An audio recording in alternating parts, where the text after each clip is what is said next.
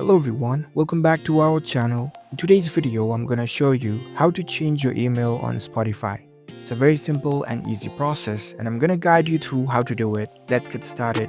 First of all, on your phone, head over to your preferred web browser. Once you're on your browser, navigate to Spotify website. Once you're in the website, make sure that you are logged in with your account. After you are logged in, you'll see this kind of interface. Now once you're on this screen, you can tap on the settings icon at the top right corner. Now choose this view account option. Now that you're in your account settings page, in order to change your email, you need to go to your profile settings. Here you can see the profile icon at the top right corner, tap on it. Now in this page, you need to choose this edit profile section. Now over here you can see this email option. From here you can change your email to the next one.